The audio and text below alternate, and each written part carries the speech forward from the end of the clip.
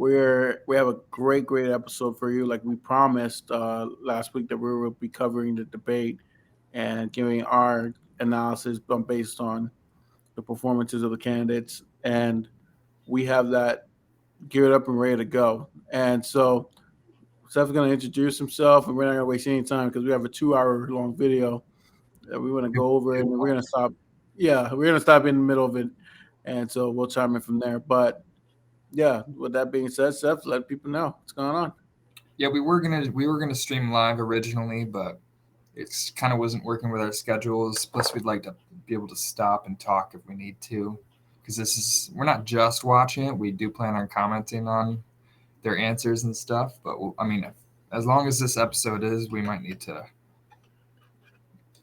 save it for the end or something, just to power through it. We'll see how this ends up going, but I think it's 2 hours 15 minutes or something, or maybe it's an hour 45, somewhere.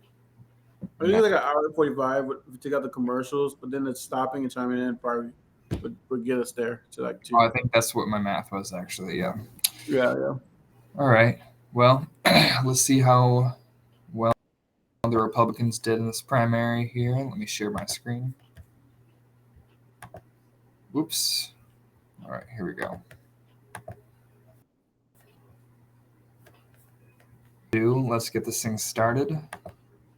Oh, wrong way. Right. This is why it's just going to go.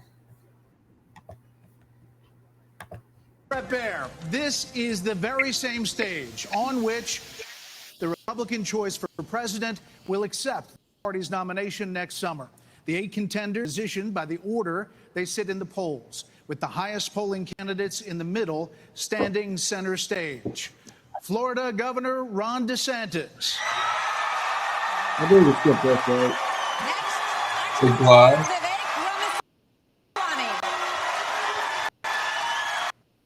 Former Vice President. Former South Carolina Governor Nikki Haley. Governor Chris Christie.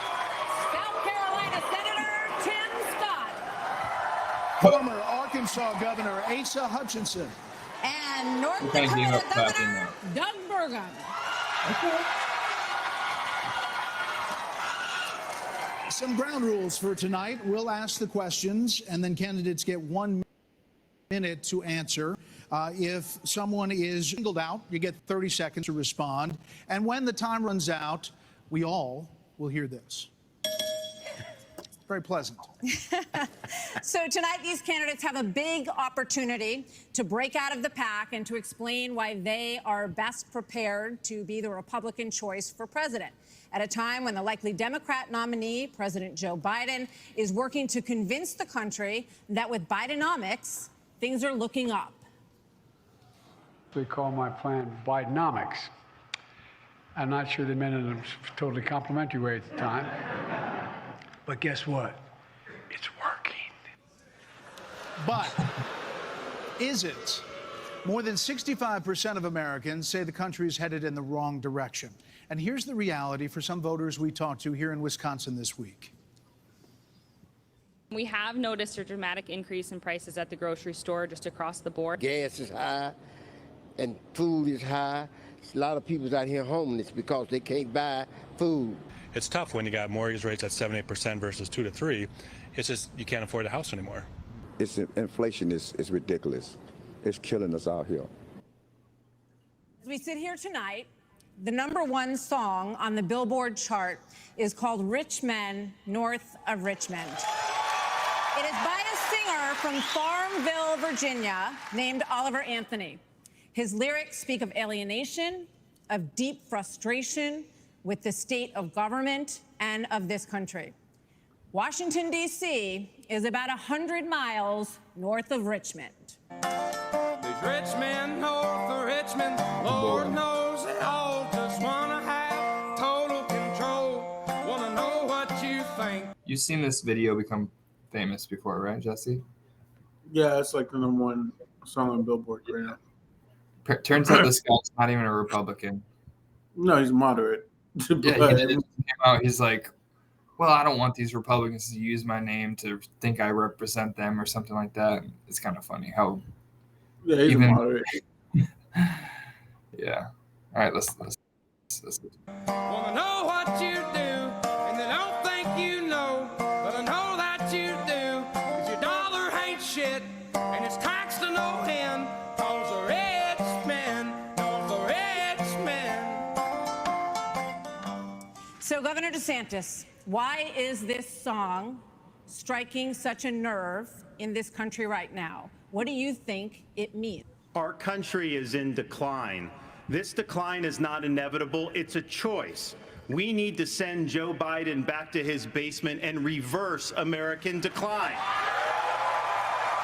And it starts with understanding we must reverse Bidenomics so that middle-class families have a chance to succeed again. We cannot succeed as a country if you are working hard and you can't afford groceries, a car, or a new home, while Hunter Biden can make hundreds of thousands of dollars on lousy paintings. That is wrong. We also cannot succeed when the Congress spends trillions and trillions of dollars. Those rich men north of Richmond have put us in this situation. And finally, we need to lower your gas prices. We're going to open up all energy production. We will be energy dominant again in this country. I showed it could be done in the state of Florida. I pledge to you as your president, we will get the job done, and I will not let you down. No problem. Thank you. You said pause. Yeah. So I mean that is his, I guess, his opening statement. I mean, a lot of it was BS. It's probably all BS. Yeah. I mean, at the end of the day, we all know inflation was caused because COVID shut everything down, and everyone. It's a supply crisis. Yeah, and everyone went out, had a whole bunch of money, and spent it all at one time, and it caused inflation to go up high. And now we've been trying to suck money out of the system. This is not really. I know people are trying to make it a partisan issue. It's not really a partisan issue because the reality is inflation was going to go up. Yeah, it happened globally. It wasn't just the United States. Yeah, everyone just had money, and it was too much circling in the markets. And so, by him saying that it's Bidenomics, it's the reason why inflation is going up and why hardworking people can't get jobs right now. It's BS. I mean, hardworking people right now can't get jobs because at the end of the day, you're in the party of non-creation of jobs. The party is only to reduce the tax liability of the rich. It's not there to build up anything. That's not its design. And we'll see that later on when Tim Scott, I think he said something like about tax cuts. But you'll see. I just wanted to chime in on that part that it's actually a false statement he made.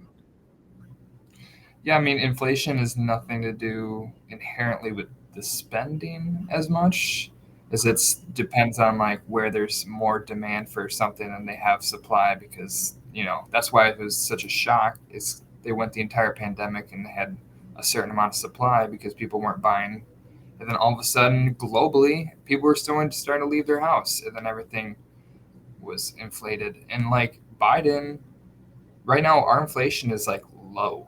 Biden legitimately got it down to a low level. A safe inflation rate is 2 to 4%, and I think our inflation's at 3% now. When it was at 9 at one point, but there's tens and tens of developed countries that have a much higher inflation rate than us right now, and it just shows that Bidenomics or whatever, or Biden's actual plan to reduce inflation actually worked.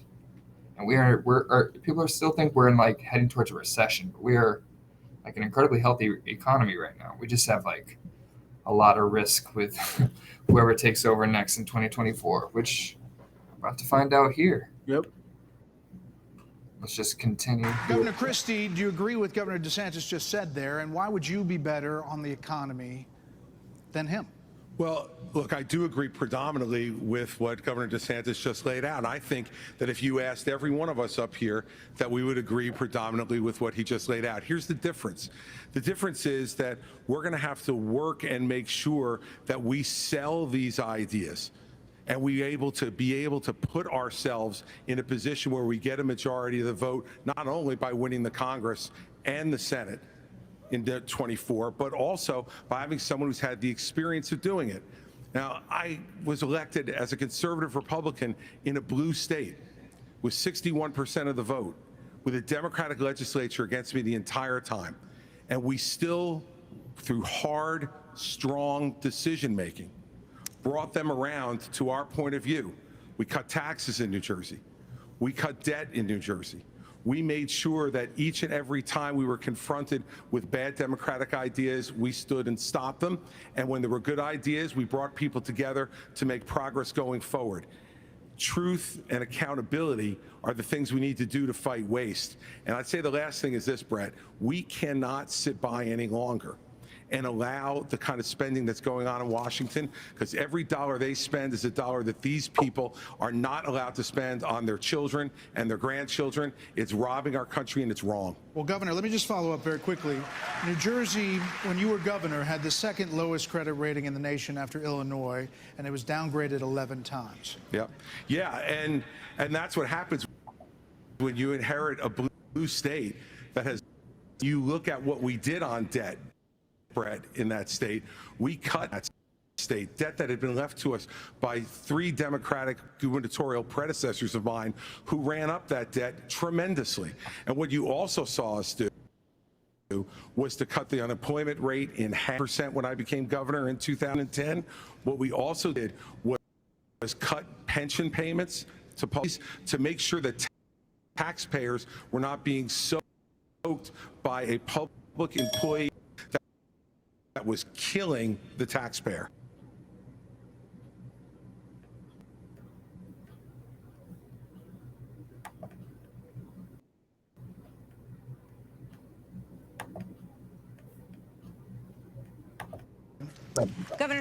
Tim Scott, Senator Scott, excuse me. The song also goes after welfare programs. As a senator, now President Biden argued for freezing federal spending, this was back in the 80s, and dealing with sacred cows. He does not talk about that anymore. You have been a senator, though, for 10 years. So what have you done to rein in the increasing size of government? Well, thank you for the question. Over the last several years, I've had an opportunity to vote against spending package after spending package after spending package. What we also need to understand is that Joe Biden's Bidenomics has led to the loss of $10,000 of spending power for the average family. When you see 16% inflation, your gas is up 40%, your food is up 20%, your electricity is up 20%. We can stop that by turning the spigot off at Washington, sending the money back to the states, and allowing the decisions to be made at their own houses. I helped write the Tax Cuts and Jobs Act in 2017. We cut taxes for a single mom like the one that raised me by 70%, for dual households by 60%, returning to the average family $4,000. If you don't send it to Washington, we can't spend it. That's good news for the American people. Okay, but just to follow up, you did, during the Trump administration, you approved $4.4 trillion, $4.1 trillion, $1.7 trillion over the course of that administration. That's a lot of money. There's no doubt that during the Trump administration, when we were dealing with the COVID virus, we spent more money. But here's what happened at the end of our time. We had low unemployment, record low unemployments, 3.5% for the majority of the population, 70-year low for women. African Americans, Hispanics, and Asians had an all-time low, but our inflation was at 2%. Under Joe Biden, we've seen the exact opposite. We've seen inflation explode, which led to 12 Federal Reserve increases that's devastating home buyers today. Mr. Ramaswamy, you're listening to these answers. If I may, hold on one second. We're going to, I don't know if I get a chance to respond. He didn't mention you specifically, but we'll be with you in a second, Mr. Vice President. Mr. Ramaswamy, listening to all of this, why should voters choose you over more experienced politicians on this stage? You're basically, a blank slate for people. You're 38 years old. You've said that you only voted in 2 presidential elections before this moment, this political race. So first, let me just address a question that is on everybody's mind at home tonight.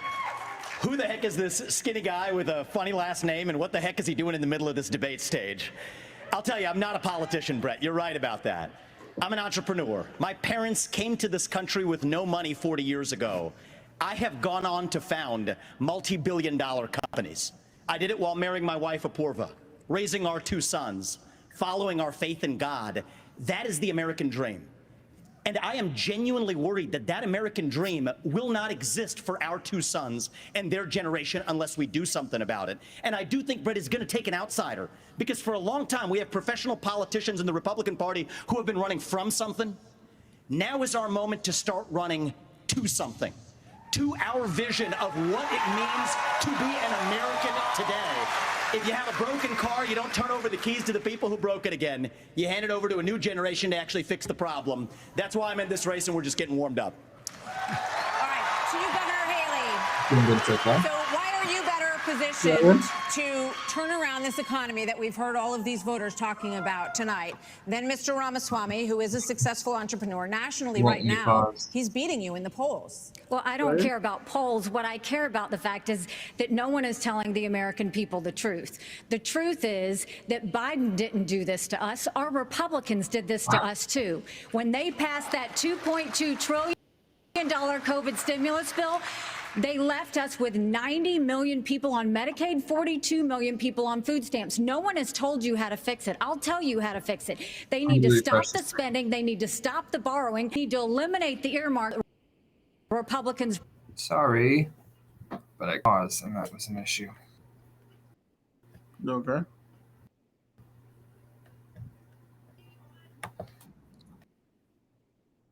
Well, what do you want to chime in on that part? Yeah, I had to refresh the screen because it, which I felt like would be just comment. Vivek was doing good in that opening statement. In the future, I would want to pause. So. Yeah, he was doing well. Sorry about that. And obviously, we should put that was a strong opening. Yeah, live streamers are always like this, especially when you're restreaming off of someone else's platform. Now, I was just saying, put a disclaimer out there. We're going to probably have some technical issues today. Yeah, anything wrong?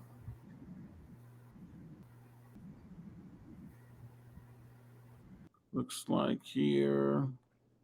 Yeah, so Ramaswamy.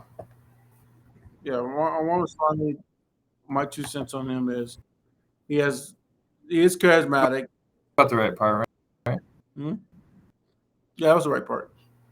Yeah, he was charismatic. He was very charismatic in the opening by trying to say that he has a vision for the future without saying he has a vision for the future. So, yeah, he handled it very charismatic. Yeah, very charismatic, but he's doing the politician thing. It was clearly rehearsed. Clearly rehearsed. It's like we need to move forward to a vision, and he didn't even establish what vision he was looking forward to. He was just saying it's just has to be young people. But what vision is that? What young people? He never established that. I don't think he ever established that nowhere near in this debate. So that's my 2 cents on it. Yeah, I mean, being vague is definitely a part of getting a broad base of support. Exactly. That's kind of how Obama did it. We want hope and change. Like nothing specific there. Just we want things to change. And everyone's like, yeah, I agree. Well, he was a symbol of hope and change. Yeah, of course. Well, I think that was like his slogans too. Yeah, no, that was his slogans, but he was kind of the symbolic of that slogan. By electing him, he brings new hope and the fact that we have changed as a country from our past. So it kind of Obama's marketing was very driven towards him and this idea of moving on to a new chapter in American history, away from the slavery chapter and the racism and all that. He was supposed to be that into that chapter of American history. And that's he's the person everybody was supposed to project their hopes and desires of their vision or whatever onto him. When in reality, politics happened. He didn't get a lot done. Yeah, there's a lot of stagnation in the Congress and stuff. You can't really blame it all on Obama, but he was not effective for a lot of change in the country. Like, well, yeah, I mean, and I don't think Vivek, thank you. yeah, I don't think he is going to be able to do that either. Unlike, yeah, I mean, you definitely can't run on change and be a Republican. That's kind of well, his biggest issue is that he's an outsider. He's 38 years old, and he has no kind of political ties to wield the House of the Senate to do anything for him. And that's his kind of his big issue. Like, at least when Trump came in, he had political ties. Yeah, he was an outsider, but Trump has been involved in politics for 30, 40 years. He just hasn't, yeah. Ran. In this case, Vivek is 38 years old, and he's never ran, never had any political ties before this. And so I wondered, how is that going to be effective to govern when you really don't have a loyalty base? Yeah, I heard today that I don't know how accurate it was, but it was supposed to be a report that Vivek's plan is to just nuke Ron DeSantis' campaign, Yeah. and that's why he's just kissing Trump's ass left and right. He can't stop. He's running against Trump. He's kissing Trump's ass because he's trying to just clear the lane for him. So we'll see. We'll see if you can see that in his performance today at all. Yeah, hold on. There's someone chiming in. He says, give me one time in history where socialism has caused anything but poverty.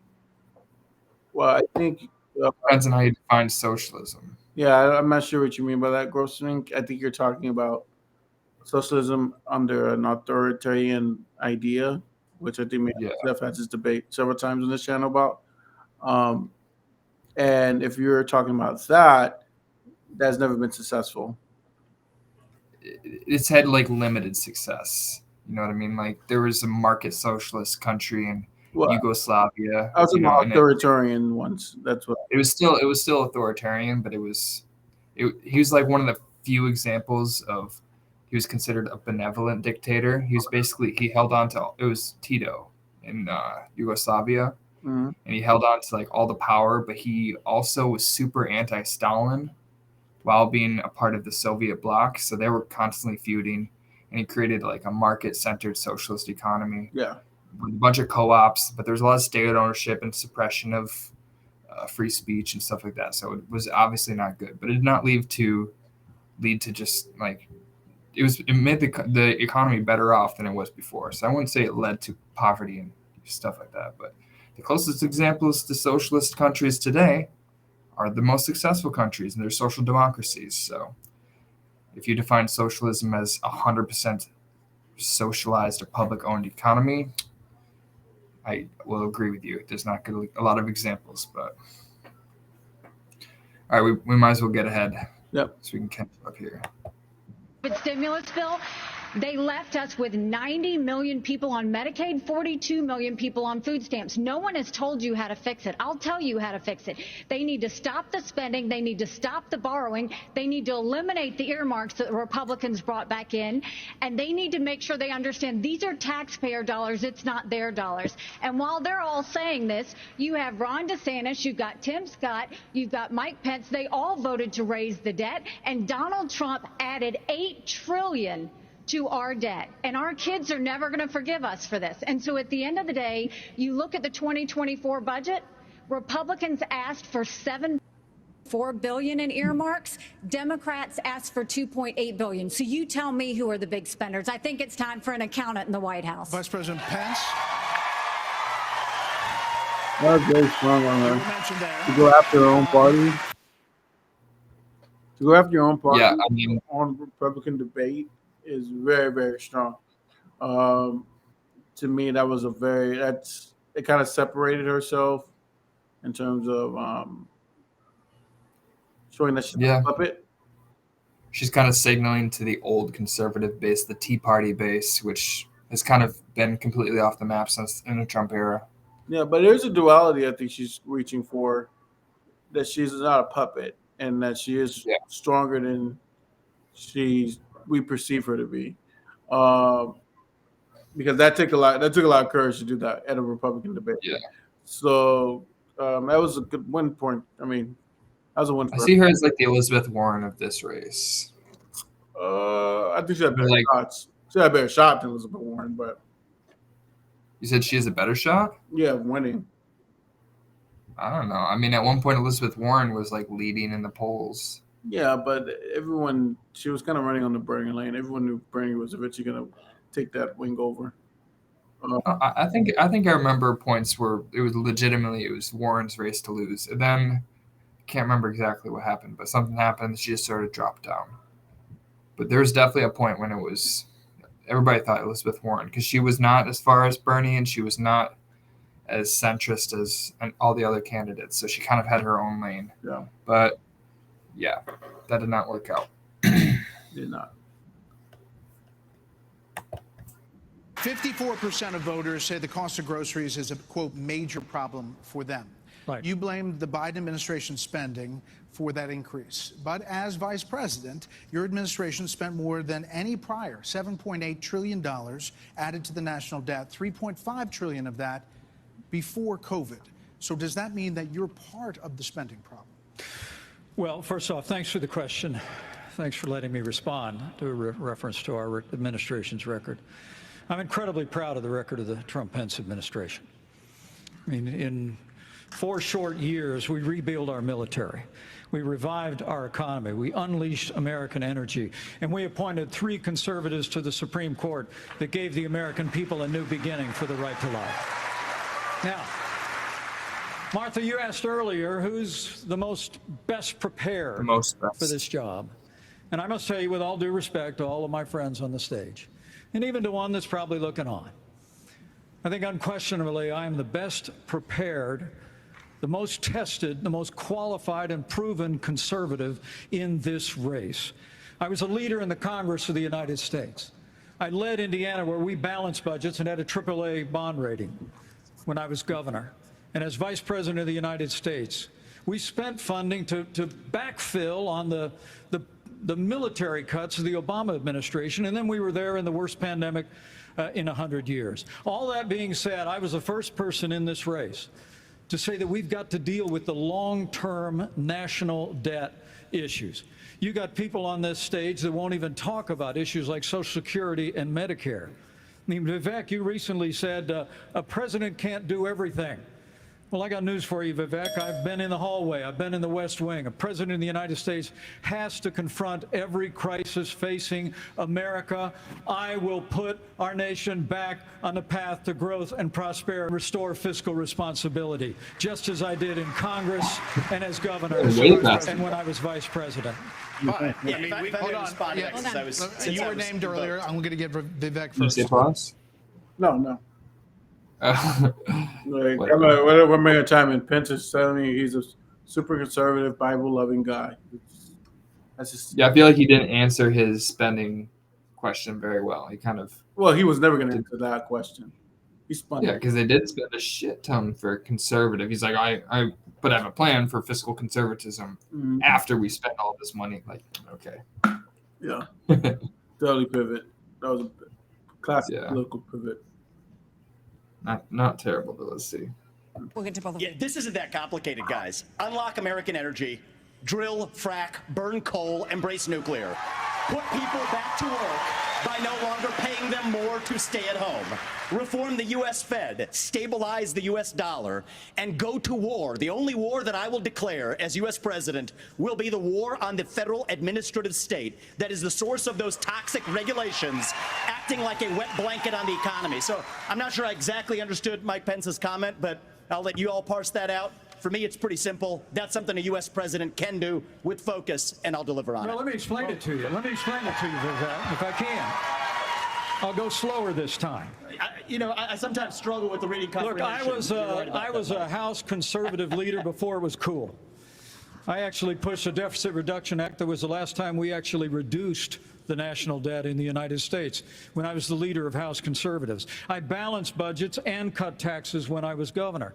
I mean, look, Joe Biden has weakened this country at home and abroad. Now is not the time for on-the-job training. We don't need to bring in a rookie. We don't need to bring in people without experience. We need to bring It's 30 seconds when you have a rebuttal, okay? And you are up, Governor DeSantis. So here's the thing. Why are we in this mess? Part of it, and a major reason, is because how this federal government handled COVID-19 by locking down this economy. It was a mistake. It should have never happened. And in Florida, we led the country out of lockdown. We kept our state free and open.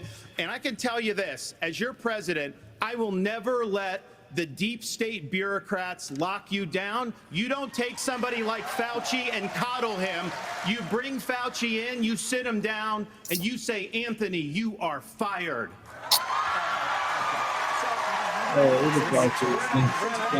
And the culture war there. Yeah, a lot of that stuff. I mean, CNN did a good breakdown. Actually, they broke down this whole entire skit with DeSantis, where he's claiming that he kept Florida open and he was the freest state in the union. All that was BS. Anyone that lived in Florida, and even yourself, you lived in Florida at that time, and you worked in the service industry, Florida was shut down. We were not moving around. We had restrictions just like the rest of the country. It was maybe less, but no. When the pandemic first started,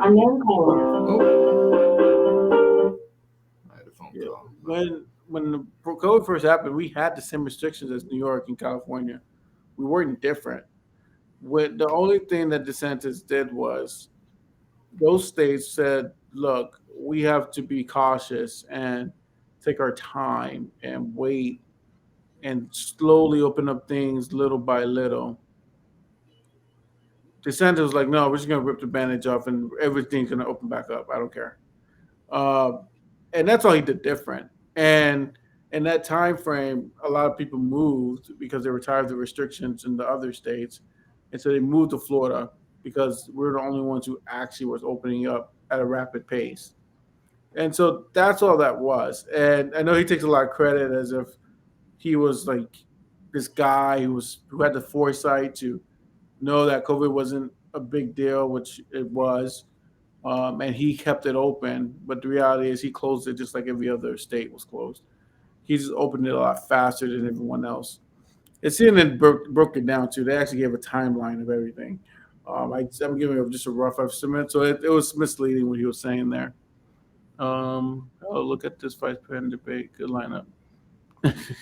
Yeah, I agree with you. This is definitely a vice president debate. If it's going to be a vice president, I mean, this is a weak ticket. Anyone that runs with Trump on this, that's actually this debate with Trump would lose in a general election.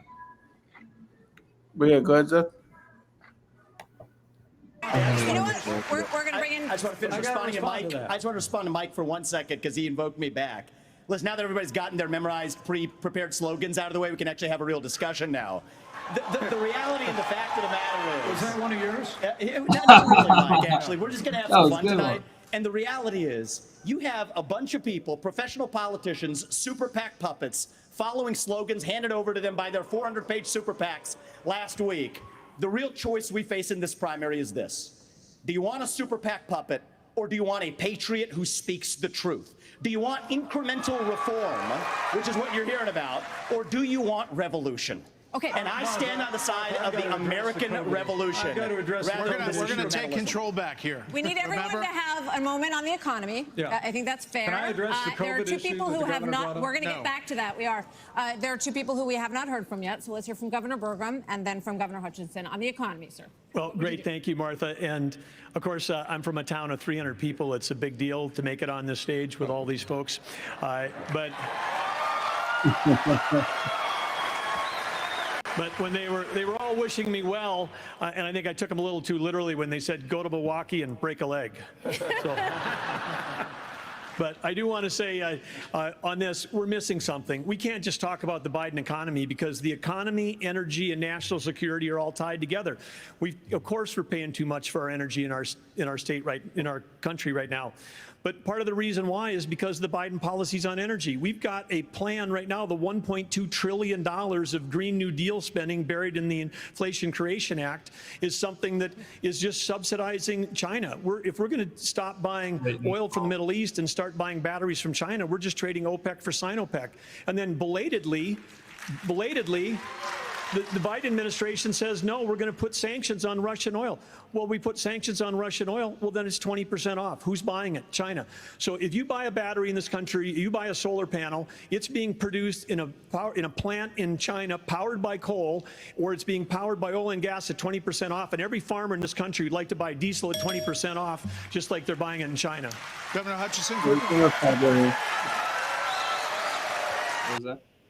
Yeah, Doug Burgum is one of those guys. Every election cycle, we have one, and it sucks because I hate saying it, but it is very true. He's smart, and I mean, I don't like the way what he believes his solutions are, but he is right at analyzing a problem. The problem with people like Burgum, Governor Burgum, is this: when that doesn't come off presidential. It comes off as, you know, the problem, you know, the issue, and that's great that you're able to analyze. But what is your vision going forward? He's not a visionary person. He's an analytical person, and that's great if you want to be the secretary of whatever of the federal government, because you know how to assess, analyze a problem, solve a solution. But people generally want their presidents just to lay out a vision. They don't really care about the weeds like that. Yeah. Me and you do, because obviously we do this for a living, as we, you know. But the average American person wants just a vision. Where are we going? Where you stand? What is it that you envision for the country?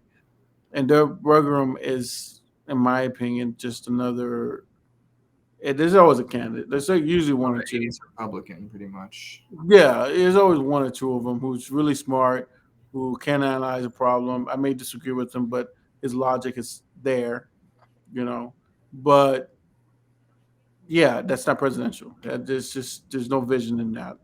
You know, you did analyze the problem, you did break it down correctly, but I don't understand what your vision is for the country. Yeah, he definitely seems like a Secretary of Interior vibes or something like that. Yeah, secretary. It's like, bro, that's what you are. Yeah. Him and Asa Hutchinson. Yeah, he's a secretary, and we'll see going forward. Although Hutchinson hates Trump, so he probably won't be. No, there's some principle, and when they get into this part of the debate, we'll go into it. There's a lot of principled people. Well, not a lot.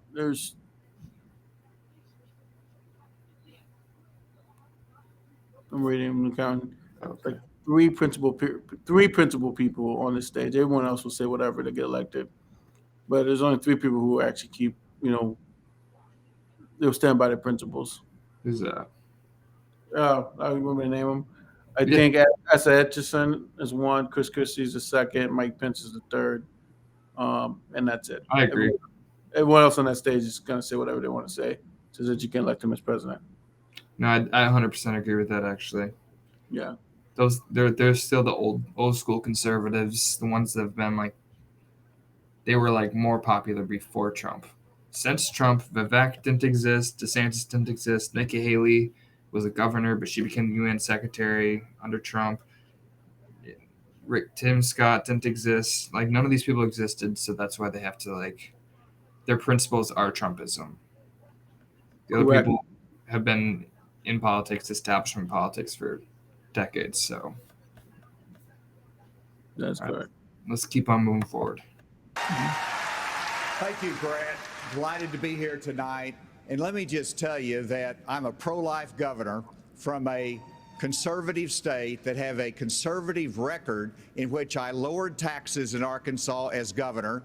I created a $2 billion surplus that I passed over to my successor, and I made sure that we shrunk the size of government.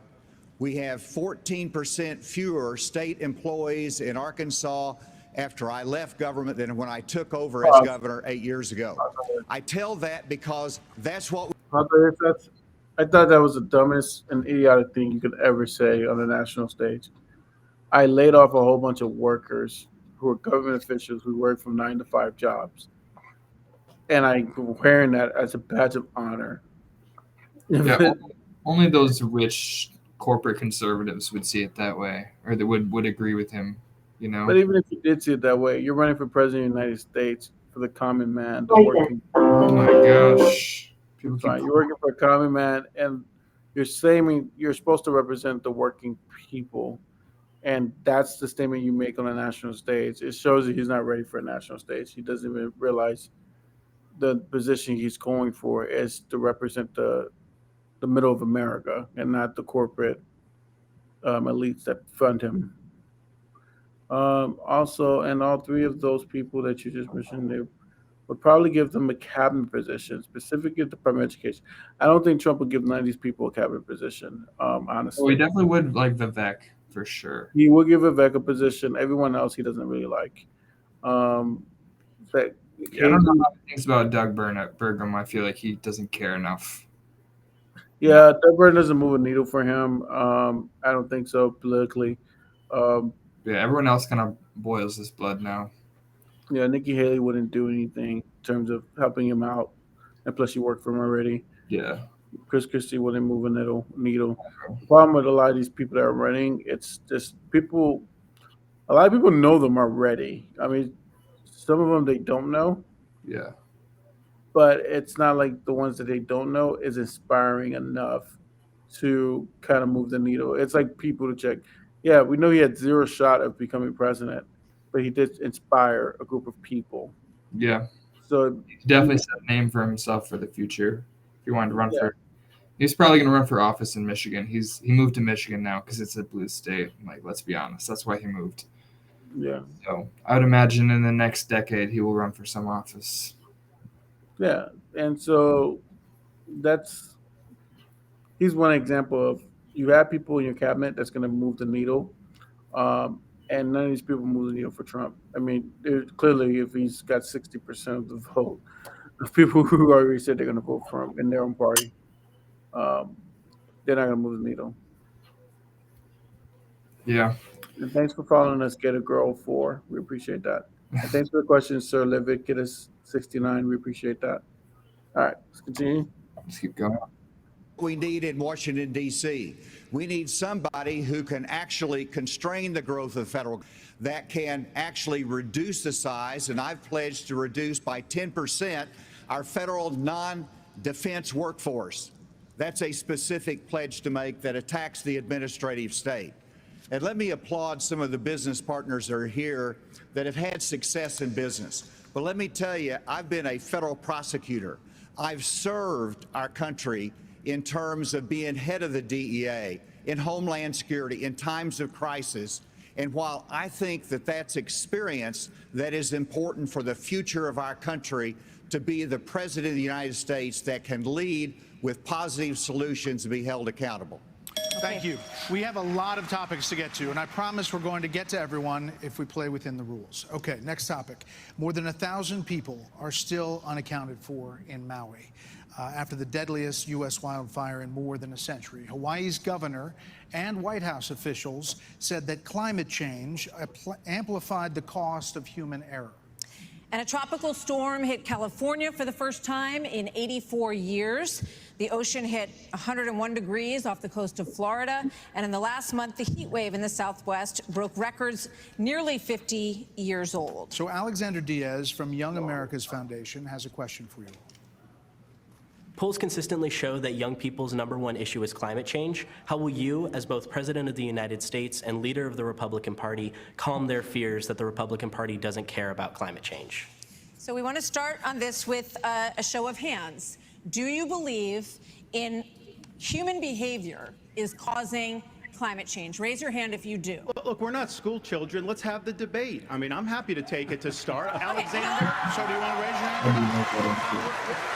I don't think that's the way to do. So let me just say to Alexander this. First of all, One of the reasons our country's decline is because of the way the corporate media treats Republicans versus Democrats. Biden was on the beach while those people were suffering. He was asked about it. He said no comment. Are you kidding me? As somebody that's handled disasters in Florida, you got to be activated. You've got to be there. You've got to be present. You've got to be helping people who are doing this. And here's the deal. Let's just answer the question. So is that a yes? Or is that a yes? Is that a hand raise? You do not. I think it was a hand raise for him, and it's my hands are in my pockets. No, because no, the I climate didn't change raise- I agenda is didn't a raise a hoax. Let us be honest as Republicans. I'm the only person on the stage who isn't bought and paid for, so I can say this. The climate change agenda is a hoax. That's just ridiculous. The climate change agenda is a hoax, and we have to declare independence for it. And the reality is, the anti-carbon agenda is the wet blanket on our economy. And so the reality is, That was obviously absurd. That was absurd. So this is what happens when you talk too much. So he was actually doing pretty well. You know, I hate to admit it, he was. But when you talk too much, you put your foot in your mouth. These I things think, apart too much. yeah, because here's the thing: Republicans and both Democrats both believe in climate change. It's not a thing where it's just now. I'd say some conservatives acknowledge climate change. I would say Yeah. maybe 40%. But even the not super conservative. Well, look, let's just say you have moderates, Republicans who believes in climate change, and you have some conservatives who believe in it. I mean, it's it's an actual fact now. Yeah. And I think that by calling it a hoax in 2023, when people were dealing with record-setting heat waves throughout the whole entire country, it shows that he was immature, and he was 30. He's a 38-year-old, pretty much a kid. Yeah. And he essentially he showed his face. I was gonna say that I think they're also booing because he said they're all bought and sold. Like Well, that's a lot, they kind of like don't acknowledge that corruption exists. So Yeah, they're bought and sold. I mean, they can. I mean, half the audience is bought and sold. Do you think those people are actual, just random people? Like, no, those people are all delegates. All delegates. Actually, those people are all in their campaigns. Yeah. A lot of those people that you hear cheering and booing are literally on the campaigns of those candidates. Let me go through some of Gator Girl's commentary here. Okay. It's pretty remarkable. Fox X asks climate question. Yeah, because they can't avoid climate change. They know it's here now. So they had to ask that question. A meatball deflected like the weasel. Yes, DeSantis is a terrible debater. I would agree with you, Gator Girl 04. He's always going to deflect because he really doesn't really have policy positions. He has talking points. Smart. I'm assuming it's the play on Ramaswamy's name. Did the most during the debate. Massive Tato energy. Yeah, he's acting like a child, and he came out very strong, and he's charismatic. I give him that. He is very charismatic, but the problem is he's also 38. And when you're 38 years old and you're going against guys who's been in politics for 20, 30 years, and you're talking to people who've been following politics for 20, 30 years, you come off as a child when you were dismissing ideas. Yeah. And calling something a hoax when it's almost a scientific fact that there's climate change, it comes off, it shows that you're a child. You know, It's like, because you're not. Just wants attention. You just want attention, because by calling it a hoax, you touch the 10-15% of people who believe it's a hoax. Yeah. That's great. But the 85% who doesn't believe in it, it's a hoax, I think you're an idiot at this point. It's like, so that's my 2 cents on Ramaswamy. It's just, he's charismatic, and that's a strength of his, but he talks too much too, and that's a weakness. So it's kind of like Trump's problem, just the ego, where he just doesn't turn it off. You know, he just says whatever's on his mind, good or bad, gets some attention. That's all that really matters. The only good, or the only I can't remember that phrase. Never mind. Okay. All right, let's keep it going. Let's go right ahead. more people are dying of bad climate change policies than than they are of actual climate change. Governor Haley, are you bought and paid for? Down by Hold on. in the last Listen. Wait, hold on. I've had enough. So let's pause it here. That's once again a very idiotic statement. Seeing that half of Maui just died and a whole bunch just got burned down, and a lot of people died, and that was a climate change effect. So it just shows once again that he's very inexperienced because he put his foot in his mouth by saying that climate policies have been killing people. When in reality, the environment's been killing people with the hurricanes. There's a lot of conservatives, including my dad, who think like the forest fires are literally started by people like trying to create a hoax, like trying to they acknowledge the fires exist, but they think that they're literally just trying to like pin it on climate change and starting it themselves for like left-wing activism or something like that. So he's catering to a different base. Yeah, that's 100% fine. But even there's 5 million people I think who watched this debate. 5 to 6 million people who have watched it.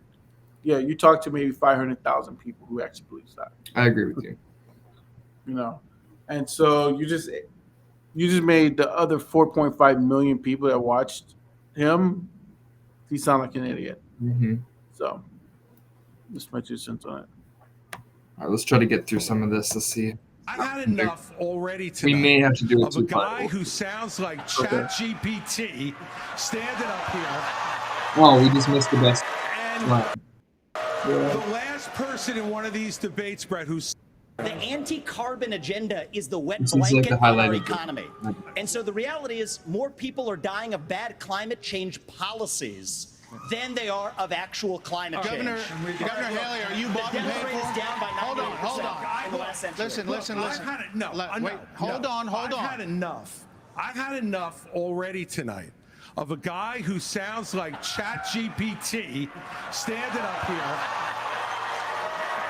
And the last person in one of these debates, Brett, who stood in the middle of the stage and said, "What's a skinny guy with an odd last?" was Barack Obama, and I'm afraid we're dealing with the same type of amateur standing on stage tonight. Come over and give me a hug. Give me a hug just like you did to Obama. The same type of amateur. And you'll help elect me just like you did to Obama, too. Give me that the bear same hug, brother. type of amateur.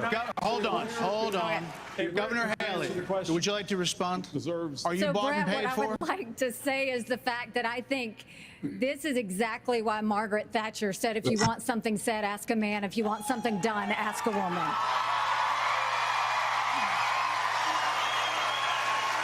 First of all, we do care about clean air, clean water. We want to see that taken care of, but there's a right way to do it. And the right way to do it is, first of all, yes, is climate change real? Yes, it is. But if you want to go and really change the environment, then we need to start telling China and India that they have to lower their emissions. That's where our problem is. And these green subsidies that Biden has put in, all he's done is help China, because he doesn't understand all these electric vehicles that he's done, what that does. Half of the batteries for electric vehicles are made in China. And so that's not helping the environment. You're putting money in China's pocket, and Biden did that. So first of all, I think we need to acknowledge the truth, which is these subsidies are not working. We also need to take on the international world and say, okay, India and China, you've got to stop polluting, and that's when we'll start to deal with Senator Scott, are you bought and paid for? So, Are you bought and paid for? I'm sorry. Are you bought and paid for? Absolutely not. I mean, it's funny. He said, "Are you bought and paid for, Jim Scott?" He's like, "Absolutely." He's like, say that. "Oh yeah, absolutely not." It's like when the truth slips out. Freudian slip, yeah. Yeah, no. Yeah, Nikki Haley did some. That was a good strong. That was a good strong point for her. She came out, got the women. Got the She's women not good with a moderate conservative. Consolidating that base. Yeah, she quickly acknowledged climate change. I mean, because that's not even a debate anymore. And she quickly, provided a solution and a vision of what, she should be doing or what we should be doing. Do I can see Trump versus Haley at the end of this. I can, because she comes off as a moderate and she's not stupid. because she's right. China and India do cause the most pollution. Yeah. Obviously, we're going to do our part and invest in, you know, clean energy initiatives. I mean, we shouldn't be, the Democrats shouldn't be knocked for that. Yeah. I mean, that's our role in the world. Now, is she right in the terms of, yeah, we have to start holding China and India accountable when they have about 3 billion people and they have almost zero climate change initiatives? Yeah, we do. And we can't continue to keep doing what we're doing and they sit there and don't have to make any changes, no progressiveness at all on their part, and I mean, that's unacceptable too. And so I understand where she's coming from. I just don't think that. I think you can do both. You can continue to do what we've been doing with green energy, and also keep India and China accountable um, in terms of what they're not doing. Um, but that's just overall. You know me and my war in China. I do believe we're in a war with China. I keep telling you guys that. And so that's my position, and I think that's she did that. She laid that out very well. All right, let's see what Tim Scott has. Here's what the American people deserve is a debate about the issues that affect their lives. Going back and forth being childish is not helpful to the American people to decide on the next leader of our country. Number one, wait a second. Number two, as a kid who grew up in a single-parent household mired in poverty, I wondered, was the American dream real for kids who were devastated by poverty, devastated by the challenges of life? I came to the conclusion that America can do for anyone what she's done for me if we focus on restoring hope, creating opportunities, and protecting America. If we want the environment to be better, and we all do, the best thing to do is to bring our jobs home from China. If we create 10 million new jobs in my Made in America plan, we will have a better economy and a better environment. Let me tell you why I say that, Brett. America, do it quickly. America has cut. I'm a Southern boy, I talk slow. So America, that was quick. America has cut our carbon footprint in half in the last 25 years. The places where they are continuing to increase, Africa, 950 million people. India, over 1 billion. China, over 1 billion. Why would we put ourselves at a disadvantage, devastating our own economy? Let's bring our jobs home. We have a lot of different topics to get to. Yeah, we do. We thank you all. Thank you, Senator Scott. So coming up next, the candidates will weigh in on what could be a defining issue in the 2024 campaign. The first Republican debate continues moments away.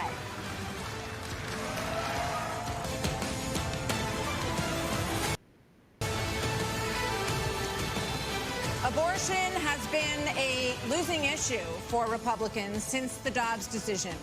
In 6 state referendums, all have upheld abortion rights in this country. And even in red states, there are more swing state referendums that are coming up as we head into the elections as well on this.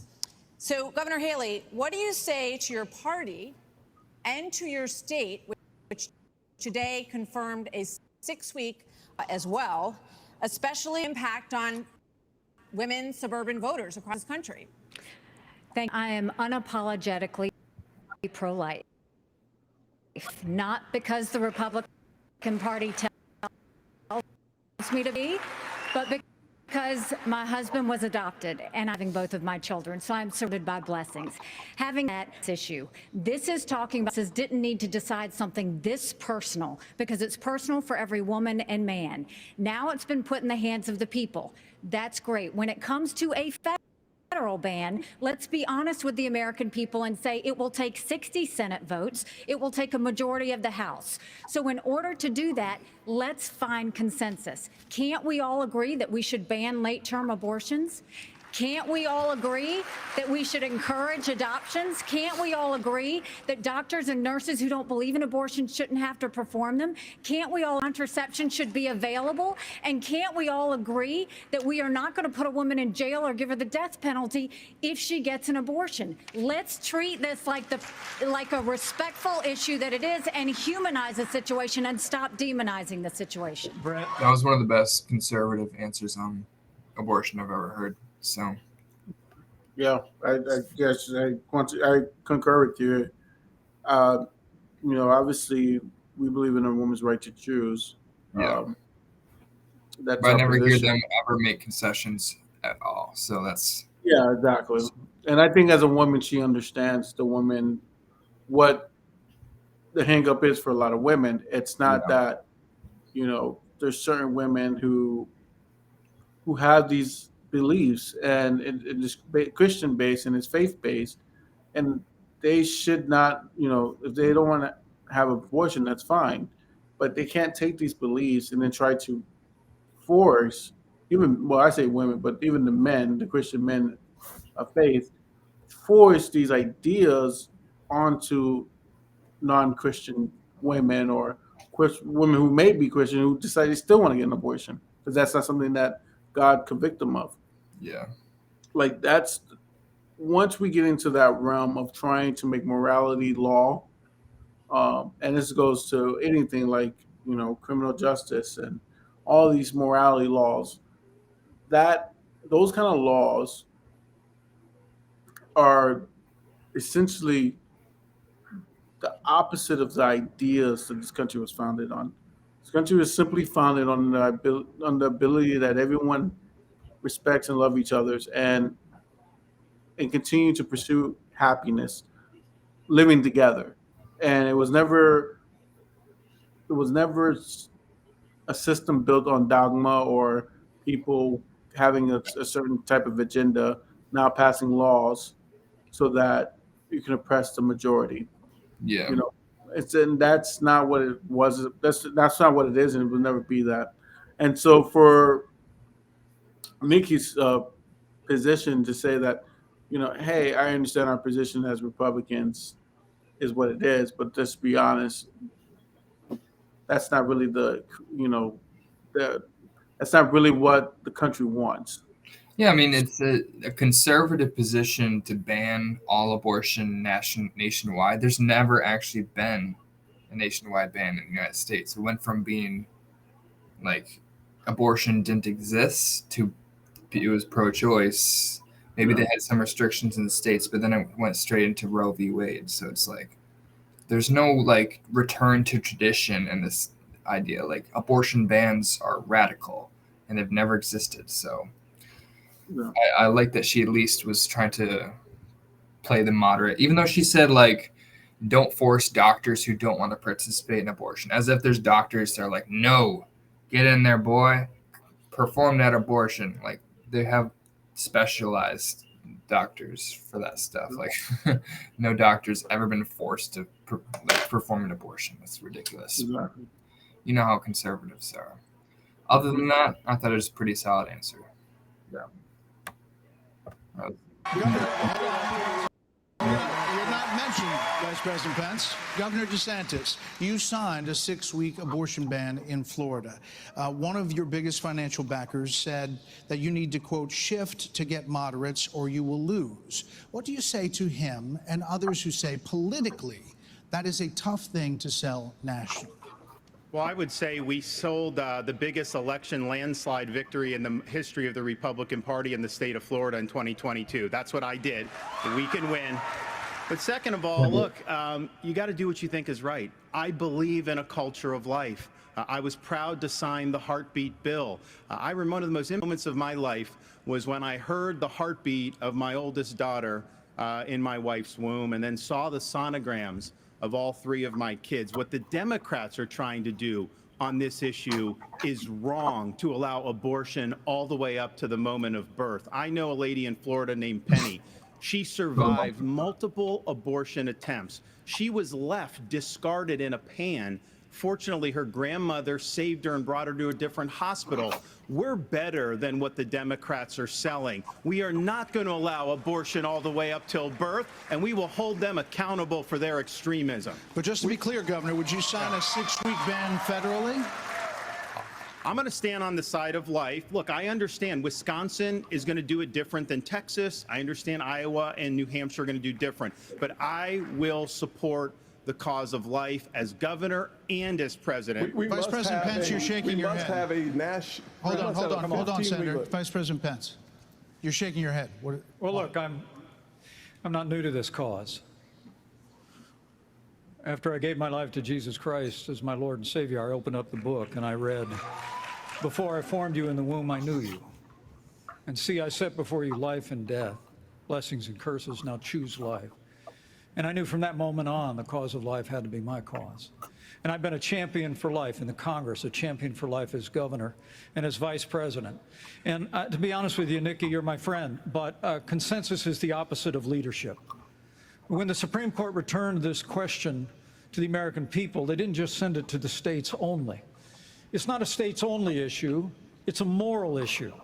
And I promise you, as President of the United States, the American people will have a champion for life in the Oval Office. Can't we have a minimum standard in every state in the nation that says when a baby is capable of feeling pain, an abortion cannot be allowed? A 15-week ban is an idea whose time has come. It's supported by 70% of the American people, but it's going to take unapologetic leadership that stands on principle and expresses compassion for women in crisis pregnancies. I'll do that as President of the United States. He called my name, so I want to Haley, respond to that. So first of all, I will say it is.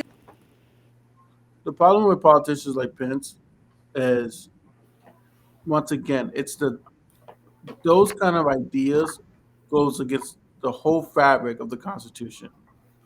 The Constitution clearly states that we should have separation of church and state. He is clearly saying, based on his analysis of what he's saying, he's essentially saying that because I'm a Christian and because I believe this, the whole country should believe what I believe because of my Christian-based faith. And that is literally taking the church and trying to make it an actual law. And that to me is why Pence, to me, will be a terrible president. Because if you cannot understand that you're governing for multiple nations, multiple diverse people, multiple religion, and you're going to continue to fight for laws that follow only your Christian-based faith, tells me that you are a person that can't be moved, and you're a person that cannot empathize or understand anyone else besides what you believe. And that's a terrible president. And we already had one. It was called Trump. And it's like, and I took the moment to say that because it's just, I see it and it gives me a pit in my stomach because it's what he's moving us to is a country state that focus primarily on what the king wants. Yeah. And that's what happens with Trump. And that's what's happening with Trump. That's what's happening with Pence. That's what happens with DeSantis. You don't say what I like. You don't believe what I believe. I will punish you. And it's taking the power away from the people and turning them into kings. Yeah, their movement is like Christian nationalism, which is absolutely the opposite of constitutional conservatism. Because, like you said, it's against the Constitution to establish a religion, and they want all the far right Islamic countries are theocracies, and like that's what they hate the most. Conservatives hate those Muslim Sharia law theocracies. Yet it's the exact form of government they're trying to form. Exactly, and it's obviously unconstitutional. So they have no idea what their positions would lead to. Yeah, I mean, and like Great Girl Ford said here, the country already showed the referendum on this decision. It's pretty amazing Republicans are still going with this like it is popular. It's not. And I agree 100%. It's not a popular topic. Republicans will they lose every single poll shows they'll lose. if they'll put this topic as their flagship topic. Yeah, but then they're not going to do this in the general election. I'm telling you right now, the Republicans are not going to talk about this in the general election. They're not doing it now. Yeah, they're going to do it now because they're in a primary. No, like they're not even committing to abortion bans. Like you'll see farther on, like they all concede, like against a nationwide abortion ban. Like they're all like states' rights. They're like, let's ban it at this many weeks. You know, they already know it's a losing issue. They've lost in Kansas. They lost in Ohio. They all try to ban abortion. I think Oklahoma, like they would never win on an abortion ban. So yeah. Let's see if we can get an hour done today. But okay. It's in the hands of the people, and that's where it should be. But when you're talking about a federal ban, be honest with the American people. We haven't had 40 pro-life senators in over 100 years, so no Republican president can ban abortions any more than a Democrat president could ban all those state laws. Don't make women feel like they have to decide on this issue when you know we don't have 60 Senate votes in the House. 70% of the American people support legislation to ban abortion after a baby is capable of experiencing pain. It's just going to take leadership. Hold on. 70% of the Senate does not. You have to be honest with the American people. We have to have a 15-week limit. Let's get Governor Bergman for one minute here. But the Supreme Court did overturn Roe v. Wade, and the result of that decision was that it went back to the states. So that's where it is right now. So as I understand it, you are not in favor of a federal ban.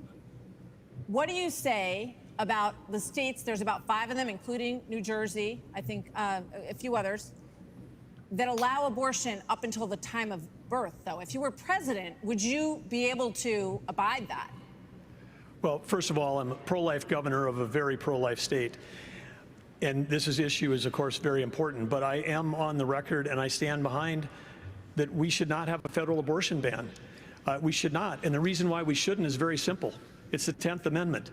In the Constitution, which the states created the federal government, not the other way around, it says that there were certain duties allowed to the federal government delegated to them by the states. The rest are left to the states, comma, or importantly, or to the people. We need to get back to freedom and liberty for the people in this country. And we can't have Republicans who fight for 50 years for this great cause to return it back to the states, and then the next day they turn around and go, no, the feds should do that, because the feds are stepping into people's lives, they're stepping into people's businesses over and over. If we say that the feds should be in on this one, where do we stop? I say that we follow the Constitution, and this is returned to the states. This is where it should be. But Governor Burgum, you signed a 6-week ban. Time out. You signed a 6-week ban. Governor Burgum, you signed a 6-week ban. So you're saying federally, it's all going to go to the states. Yes, and what is going to work in New York will never work in North Dakota, and vice versa. That's Governor why 50 states. That's why 50 states. This is too important of an issue that I have to address. First of all, the Supreme Court gave it back to the elected representatives, whether it's the states or whether it's the United States Congress. So there is authority, and that's why President Biden is pushing for a Democrat proposal, which is, in essence, abortion on demand through the term. So they have their extreme position at a national level. It's most likely going to be addressed in the states, but it's certainly fine for it to be addressed at the national level as well. Arkansas has the record of being the most pro-life state in the nation.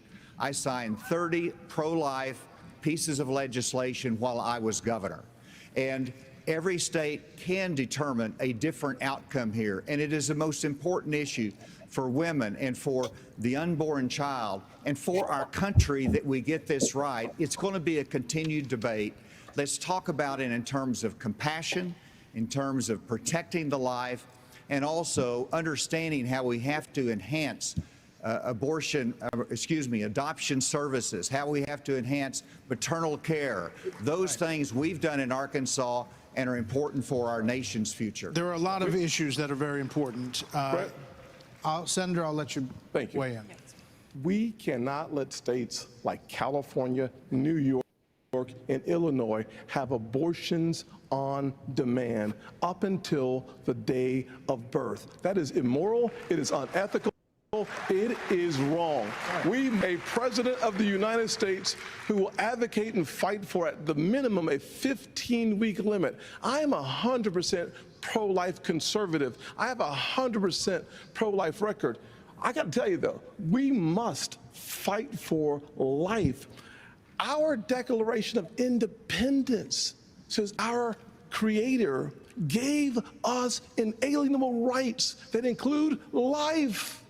That is a list. That is an issue we must solve. We can't leave it to Illinois. We can't leave it to Minnesota. We can't leave it to Illinois. We must solve that issue with a 15-week limit at a minimum. Brett, I think we're all pro-life, but what I would love is for someone to ask Biden and Kamala Harris, are they for 38 weeks? Are they for 39 weeks? Are they for 40 weeks? Because that's what the media needs to be asking. All right, another issue is America and the crime crisis, the homelessness crisis.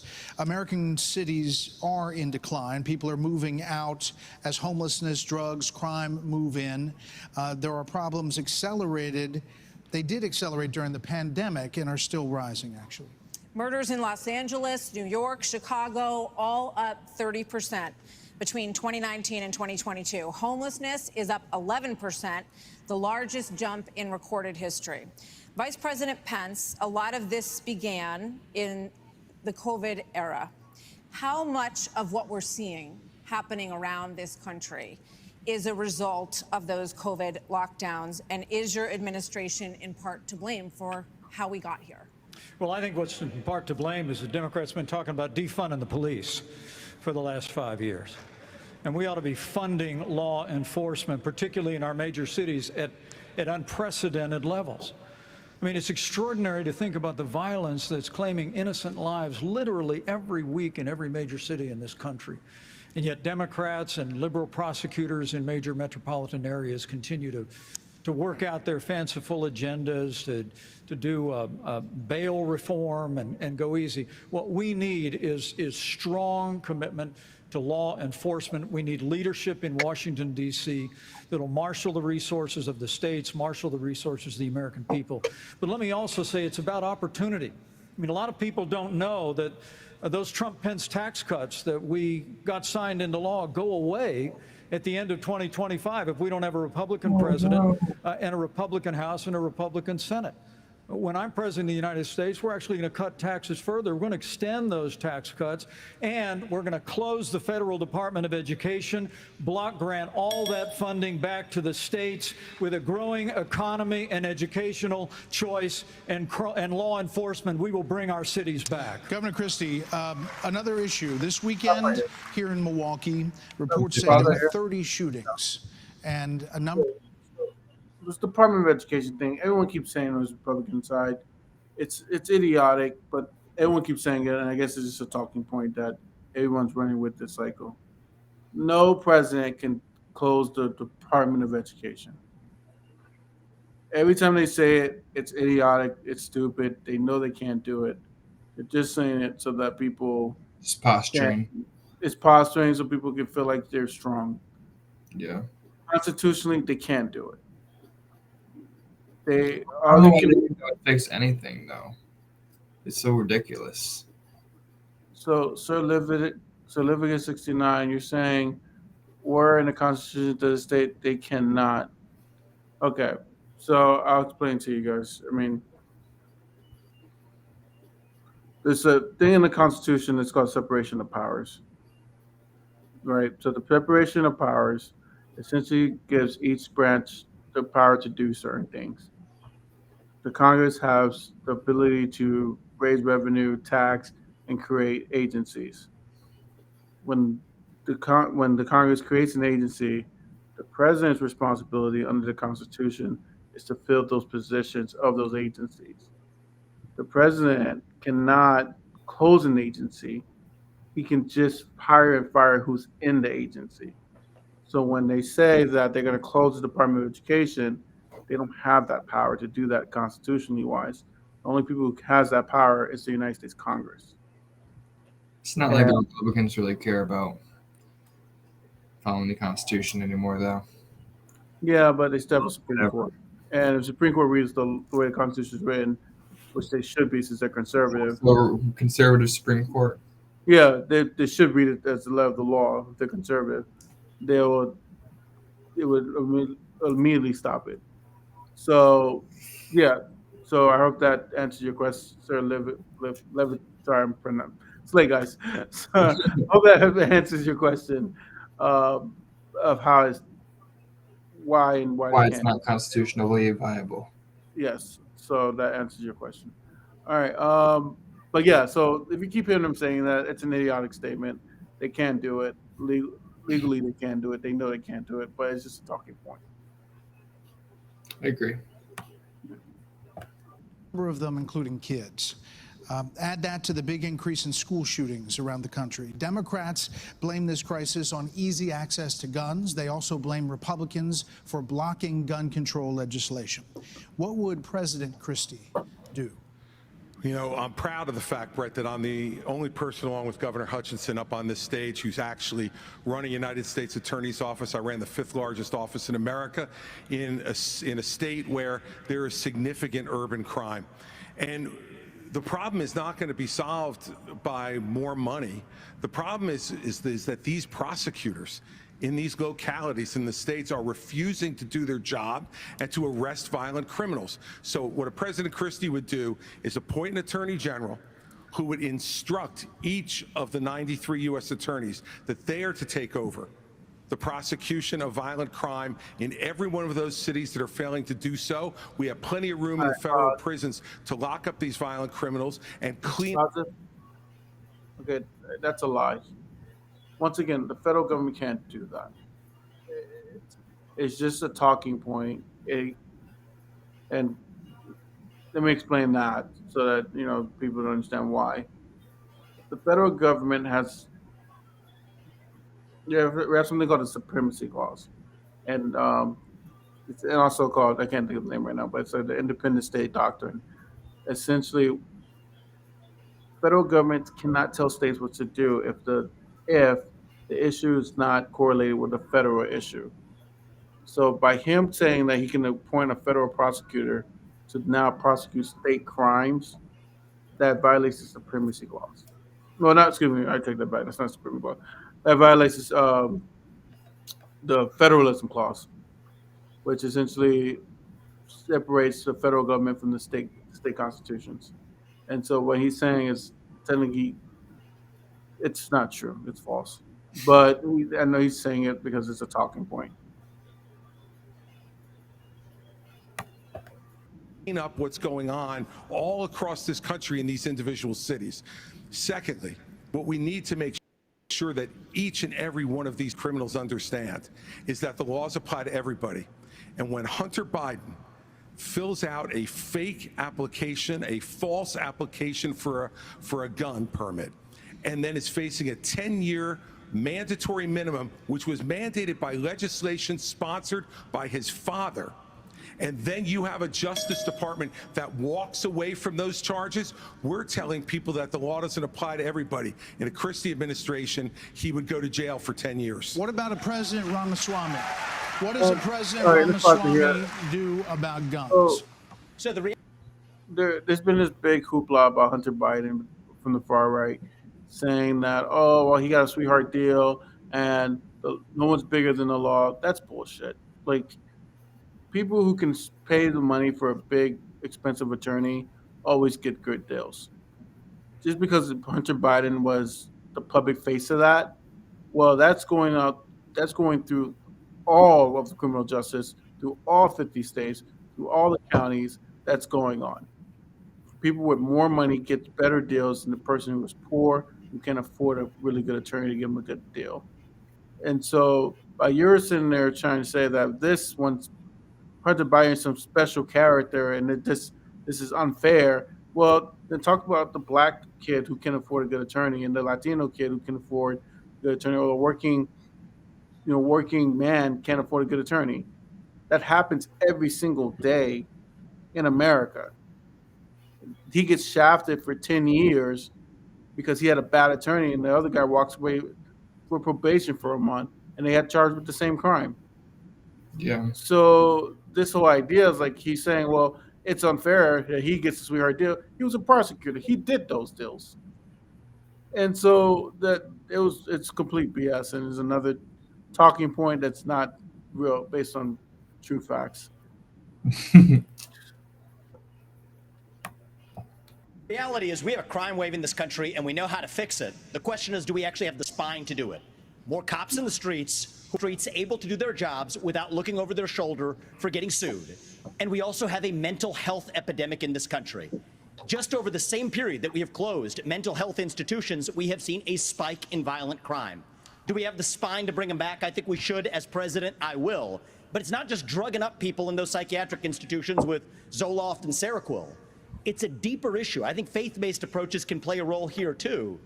We're in the middle of a national identity crisis. And I say this as a member of my generation. The problem in our country right now, the reason we have that mental health epidemic, is that people are so hungry for purpose and meaning at a time when family, faith, patriotism, hard work have all disappeared.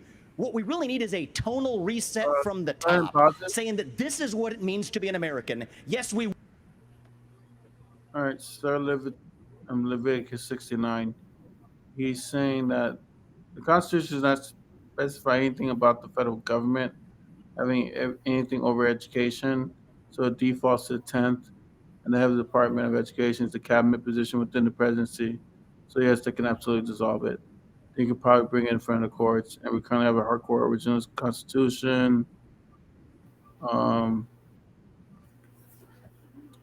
they probably side Republicans. Okay, it's not, well, first of all, it's a couple of issues there. Supreme Court never sides with Republicans or Democrats. They're conservative or they're liberal, and that's how they interpret laws. So they don't ever decide because they're a Republican or a Democrat. People do that and say that because conservatives tend to write opinions based on not progressive ideas and reading of the law. So that's an incorrect statement because technically if the Supreme Court ever did side because of a political party, it would be violating the Constitution. They're supposed to be impartial. And a lot of the laws that when we say something is unconstitutional, if you read the Constitution is interpreted throughout the history of the United States. In order for you to know a lot of the things that I'm talking about, you have to read case law that explains certain policies and positions in the Constitution.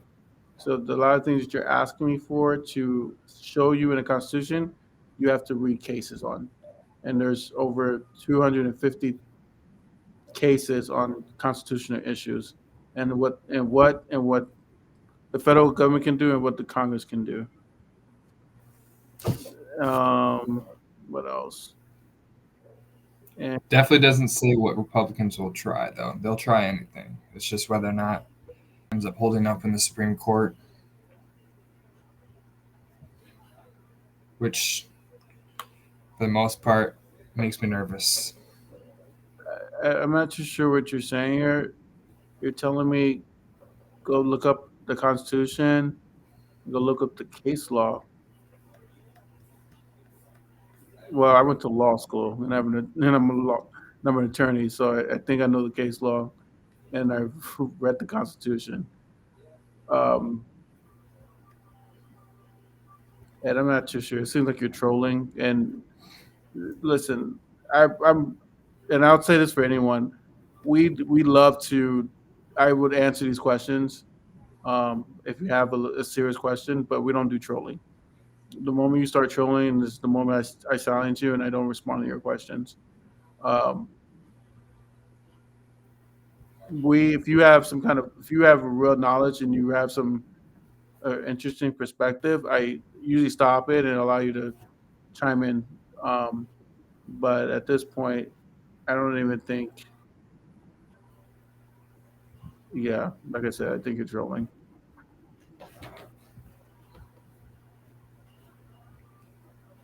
All right, let's see if we can get through an hour. Yeah, we got 20 minutes left of the video, and we got 10 minutes. Yeah, we're gonna extra.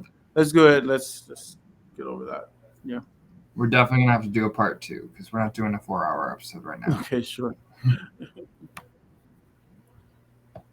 will stand for the rule of law. Yes, we will close the southern border where criminals are coming in every day. And yes, we will back law enforcement because we remember who we really are. And that's also how we address that mental health epidemic in the next generation, directly leading to violent crime across this country. Governor DeSantis. We don't have an identity crisis, Vivek. We're not looking for a new national identity. The American people are the most faith-filled, freedom-loving, idealistic, hardworking people the world has ever known. We just need government as good as our people. Well, Mike, I think the difference is you might have some others like you may have on the stage. It's Morning in America speech. It is not Morning in America. Dark moment. And we have to the fact that we're in an sort of cold cultural war. And we have to equating the recognize American that people with the failed win. government in Washington, D.C. We just need government as good as our people again. So, let me just finish addressing that slogan because I don't know what that slogan means. We need to shut down the administrative state. That's actually how we translate it. Crime has been on the rise in Florida, Governor DeSantis. How do you stop crime? Well, actually, crime's at a 50-year low in Florida. Not in Miami. We're happy with that. Well, the statewide, it's a 50-year low. And so here's the thing.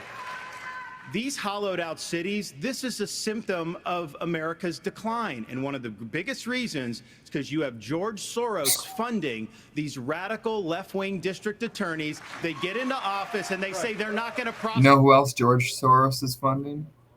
Who? Vivek Ramaswamy. Did you see that? No. He's literally funded by Soros. Like, there's like a whole, like, I don't remember. He did something with George Soros or whatever. Like, whatever. DeSantis, he's gonna say it, but he fired two prosecutors. Oh, yeah, he fired two prosecutors, and it's like, oh, well, I fired them, and it's like, yeah, it was so bad that the federal courts were like, yeah, he shouldn't have fired you. I don't know what he was thinking, but yeah. Yeah. Also, blaming George Soros for everything is pretty much, it's like an anti-Semitic trope. Yeah. Usually, where they just think like Jews are funding everything, and yeah, he's winking at the Nazis. So. Exactly. Yeah, let's see how this goes. Prosecute crimes they disagree with. The inmates start running the asylum. There's one guy in this entire country that's ever done anything about that. Me. When we had two of these district attorneys in Florida elected with Soros funding who said they wouldn't do their job, I removed them from their posts. They are gone. And as president, we are going to go after all of these people because they are hurting the quality of life and they are victimizing innocent people in every corner of this country, and it will stop when I get into office. Okay, one more here before the break, Governor Bergen. Brett and Martha, I just thought it was interesting. You asked your question about the problems we're having in big cities. Nobody ever asked the question of what about the crime wave in small towns? Because in a small town, neighbors help neighbors. People understand each other. If a farmer gets sick, everybody comes together and helps him get the crop off. There's accountability. There's transparency. One thing that I think this country could use is somebody in the White House that understands small town values, because that's our road back to get this country on track again. Governor Hutchinson? Was former head of the DEA, I understand the drug crisis in America. And right now, whenever you look at the challenges in our inner city, there's three simple words that would be helpful. One, enforce the law when it comes to crime. Secondly, let's deal with the challenge of fentanyl.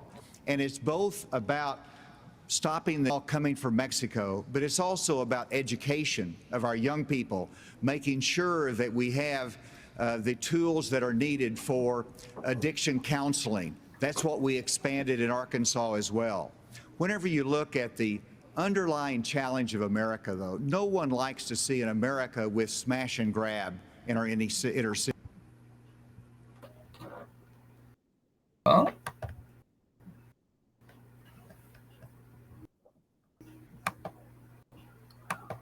President of the United States, that will stop. It's at the top with the risk for our justice system that a former president who's under indictment has undermined by attacking judges, by attacking prosecutors, by attacking the system and saying he's aggrieved. And so we have to have respect for our justice system and the rule of law, and it starts at the top with the President of the United States. Thank you. We're Hold gonna on. take a break. So, speaking of that, right now you are looking live at Fulton County Jail, where former President Donald Trump will be processed tomorrow. So next, the candidates will have an opportunity to talk about the coming trials Why are of they Donald cheering? Trump. I don't know.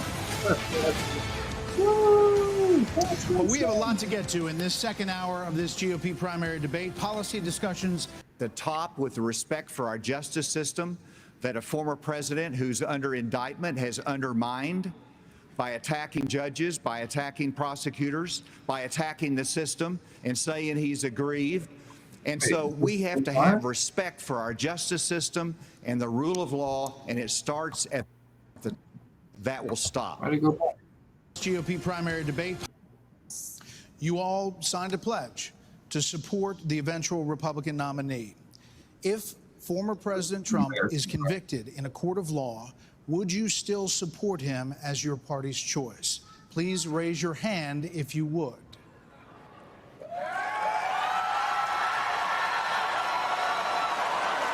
Damn, Hutchinson didn't do it. Just hold I don't know on. if So this just to be is- clear, Governor Christie, you were kind of late to the game there, but you raised your hand. No, I'm doing this. Look, I'm doing this. And not I know this. you didn't. Whoa. No. What's And look, look, here's the bottom line. Someone's got to stop normalizing this conduct. Okay? Now, whether or not you believe that the criminal charges are right or wrong, the conduct is beneath the office of President of the United States.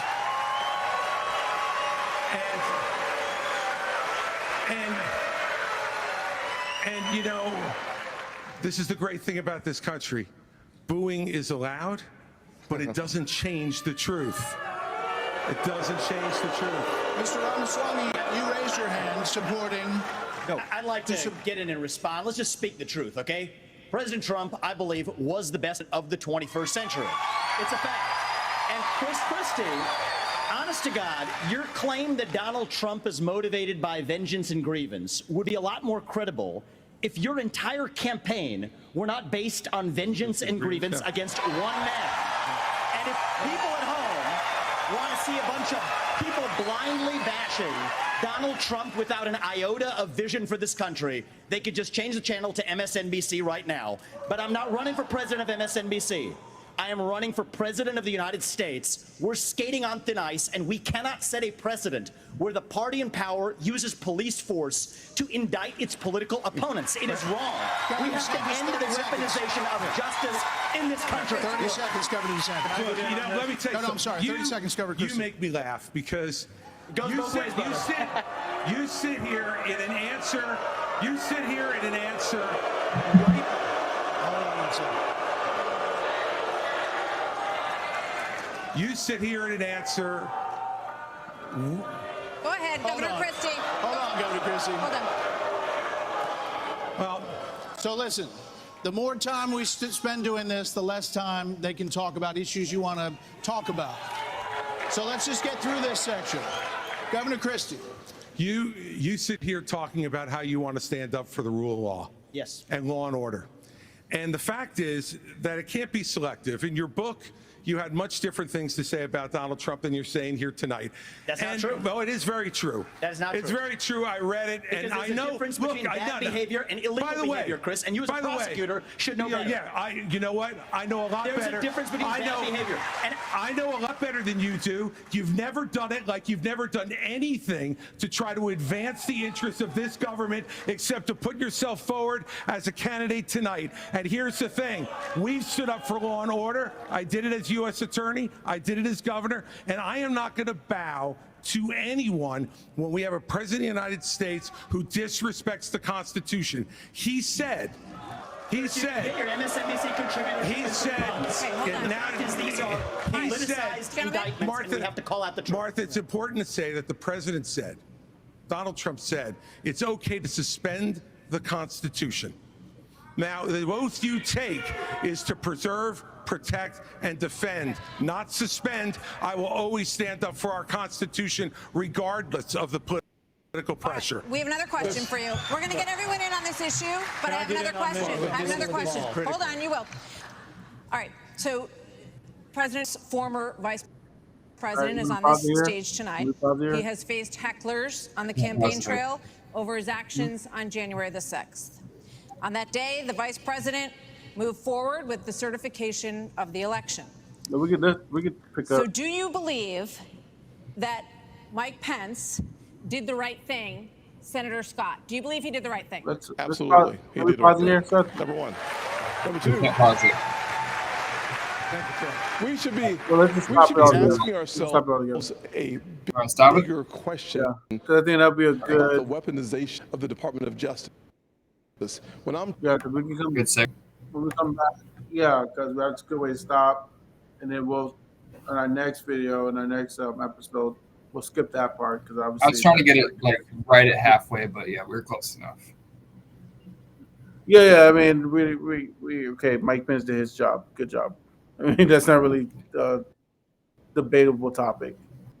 So we'll skip that part and we'll pick off after that topic to whatever topic follows that on the next episode. Sounds good. Yeah, but but the whole Chris Christie rant there. Now, so Chris Christie, I liked it because it's like. If some right is right, wrong is wrong, and you stand up to you say it when it's time to say it.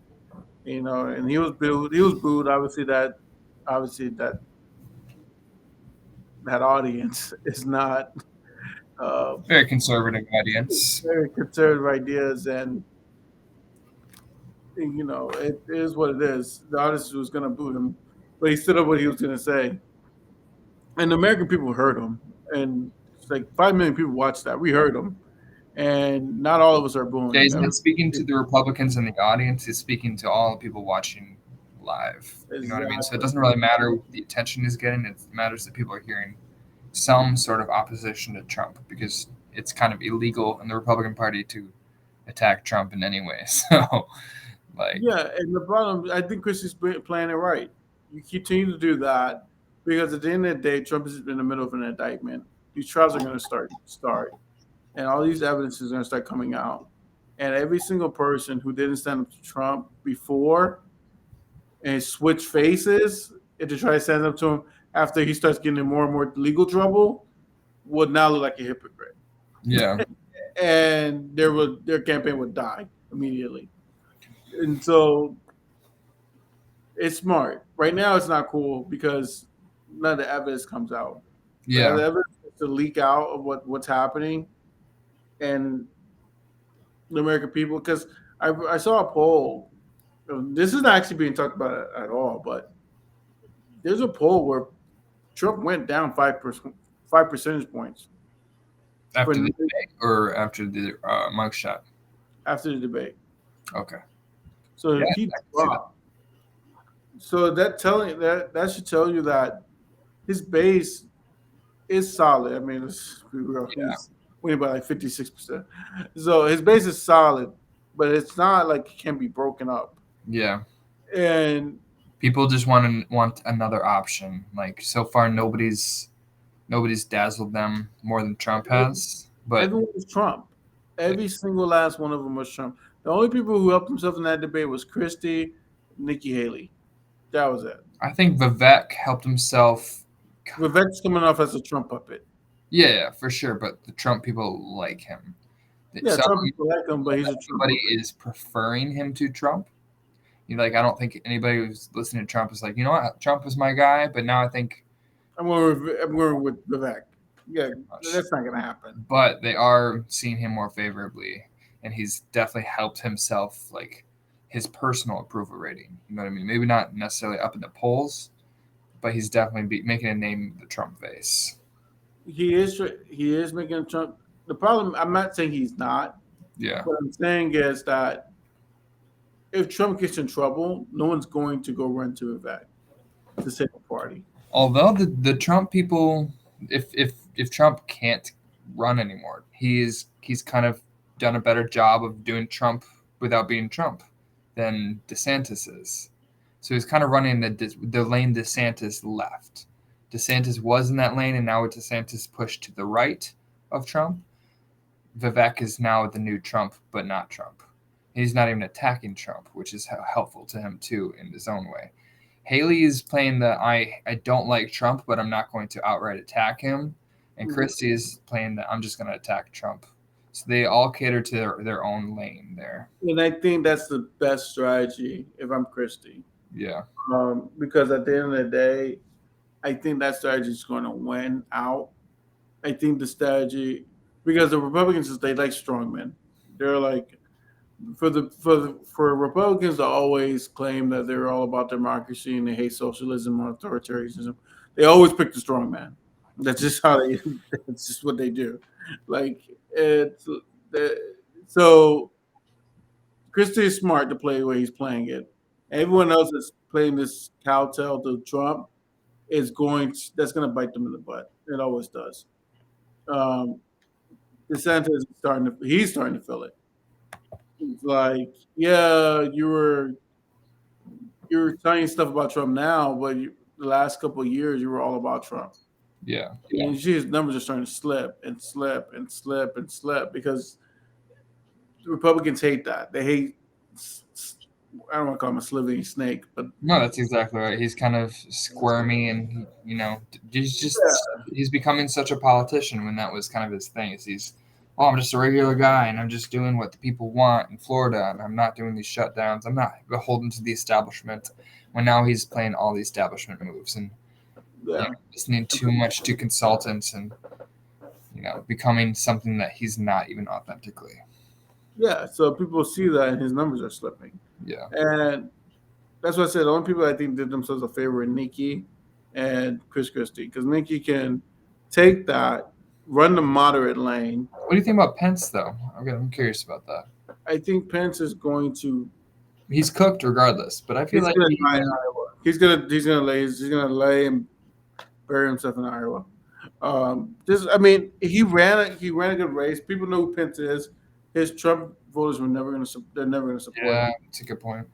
And moderate the ultra conservative religious crowd, he'll get some, but yeah, but Trump supporters will never support him. The moderates will never support him. Yeah. He has no base. I agree with that point. I was just saying he did fairly well for Pence in this debate. He did and that tells you that's always bad. I remember when Jeb Bush ran, and I kind of supported Jeb Bush when he ran for president. Back in the day. Yeah. When I was a Ben Carson supporter. Yeah, and Trump was killing him, man. It was bad.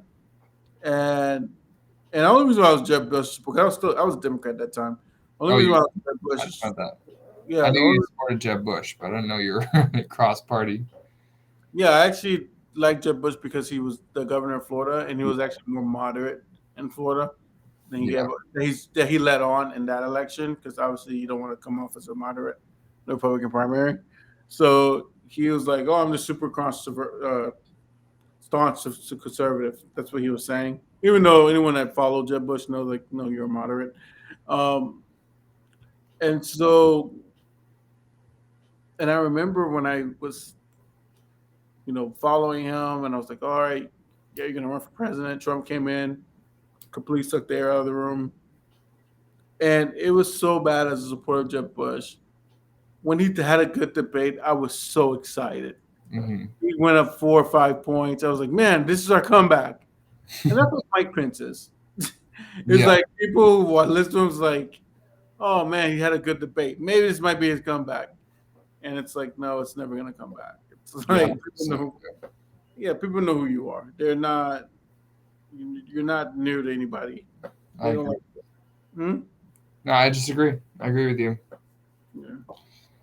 So, yeah, I know we were supposed to go too, but I think that was a perfect segue to stop. It's fine. I was trying to get it perfectly in the middle, which doesn't really matter. Yeah. Well, it will go in the middle as soon as we skip that last portion. I think the commentaries asked everyone to Mike Pence did the right thing that day. Oh. Y'all raise your hand, and it's like, yeah, we can skip that part. And Yeah. so it's like we don't need to go over that. Cool. But yeah. So guys, as you can see, we're chiming in, and as you can see, we're active. We're responding to the live stream in real time, and we love your engagement. We want your engagement. Like I said, we don't do trolling. We're not gonna keep going back and forth because we do have a timeline that we Yeah. have to get our information out. But if it's a quick question, we definitely try to answer it. But yeah, we want to continue to have you guys engage, and we appreciate the people who do come on, and yeah, and to continue to have. We're going to continue to build our community, and We're gonna finish the second half tomorrow. Are you available? Tomorrow night I should be. Okay, we'll play it by ear, but we'll plan on live streaming tomorrow. Finish Tomorrow night. Yeah, tomorrow night. It should be fun. All right. So, with that being said, stay tuned. Maybe you get a surprise episode tomorrow. You don't Maybe know. it won't be that surprising though. But It won't be surprising. But we normally don't do back to backs. But you might get it. we've done it before. But Yeah. we'll see. We can't really just end right there, so we'll Sure. have to finish off the second half, and then we'll give our full opinions on everything. Yeah. Right. Well, All right, thank you guys for viewing. We had a good time. The Republicans suck. It was a tough one, yeah, today. Yeah. But debates are always fun. Yep. So we will see you guys hopefully tomorrow if you show up for the second half. Otherwise, we'll post our videos on YouTube. Hopefully, I can get those out by tomorrow, but we'll see how it goes. Perfect. Awesome, guys. See you later. Have a good week, everybody, or day, night. Night. See you tomorrow.